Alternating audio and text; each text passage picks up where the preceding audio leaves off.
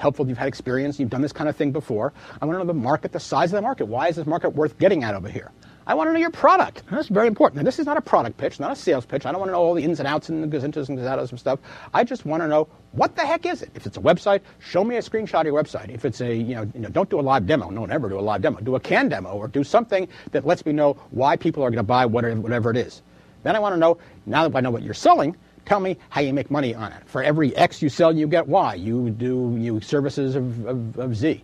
I want to know what the business model is on a sort of per unit basis or for the actual product that you're selling. I want to know who you're selling this thing to in terms of customers, and I want to know if you have any relationships that are going to be special to help you, whether you have a distribution relationship with somebody or you have a producing partner or again, validation. This helps to say you're bigger than just one little thing over here. But then everybody has competition. There's never been something that doesn't have competition. Even if the competition is the old way of doing something, I want to know exactly what your competition is, and then that will help me judge how you fit into the whole operation over here. But then I want to know how you're special. If I know what your competition does, how are you going to prevent your competition from eating your lunch over here?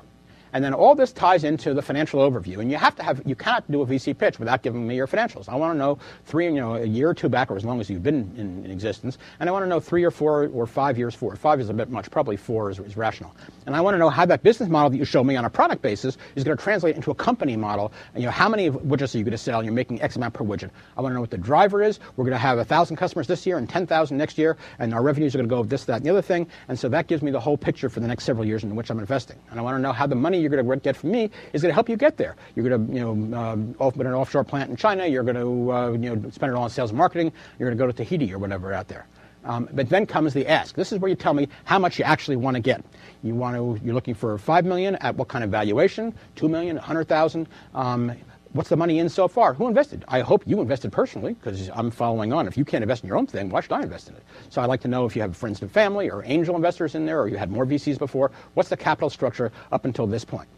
And then finally, having done all that, you've now told me the whole thing. So now you're going to bring it back to the conclusion. This is that rocket going up. So hopefully everything has been positive, positive, positive, more positive. And everything you say clicks with me and makes it all make sense. And I'm thinking, this is really, really great. And then you take me back to your logo. Just your logo on the screen. And I look at the logo. Okay, well, good. Now I come back to you. Nothing else to look at, right? And now you're going to wrap it up and tie it up here. And you're going to give me the final, boom, the final pitch that's going to send me into space. Now, in the process of doing this over here, how do you remember what the sequence is and do is? You've noticed here that I'm not looking at the screen, right? The screen, actually, this room is set up so it's in front of me, so I couldn't even see if I wanted to.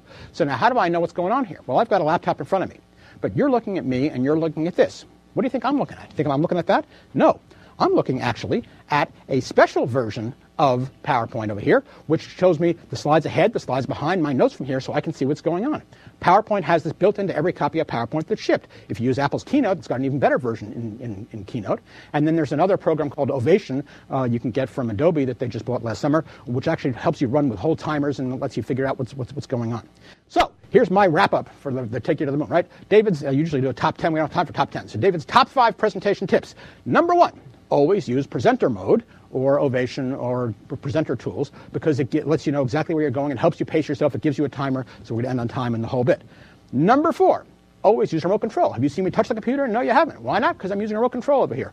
Always use remote control.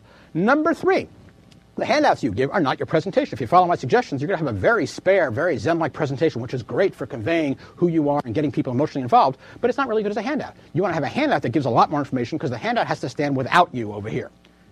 Number 3, don't read your speech. Can you imagine, well, you should invest in my company because it's really good? Doesn't work, right? Don't read your speech. And the number 1 presentation tip, never, ever look at the screen. You're making a connection with your audience over here, and you always want to do a one-on-one connection, and the screen should come visually behind you and supplement what you're doing instead of replace you.